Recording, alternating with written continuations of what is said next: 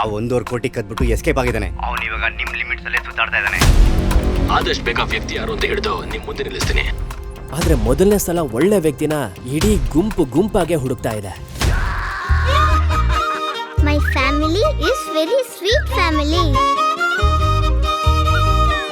ದೇವ್ರು ಕೊಡಬೇಕು ಅಂತ ನಿರ್ಧಾರ ಮಾಡಿದ್ರೆ ಯಾರಿಂದನೂ ತಡೆಯಕ್ಕಾಗಲ್ಲ. ನಾವು ಒಳ್ಳೆ ಮನಸ್ಸಿಂದ ಮತ್ತೆ ಭಕ್ತಿಯಿಂದ ದೇವ್ರನ್ನ ಕರೆದ್ರೆ ಖಂಡಿತ ಬಂದೇ ಬರ್ತಾರೆ. ನಿಮ್ಗೂ ನಿಮ್ ಬಾವಂಗೂ 10 ಕಿಲೋಮೀಟರ್ ಡಿಸ್ಟೆನ್ಸ್ ಅಷ್ಟೇ ಇರೋದು. ನೀವು ಬೇಗ ಹೋದ್ರೆ ಅವ್ರನ್ನ ಹಿಡಿಬಹುದು.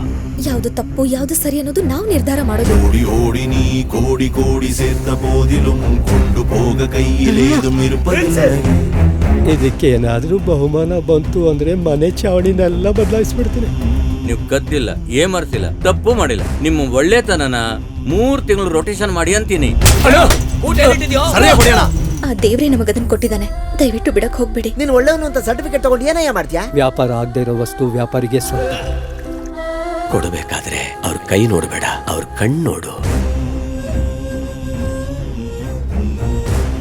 ಬೇಕು ಅನ್ನೋದು ಸಿಗದೆ ಇದ್ದಾಗ, ಹಾಗೆ ಜಾಸ್ತಿ ಸಿಕ್ಕಾಗ ಯಾವಾಗ್ಲೂ ಒಂದು ನೋವೇ.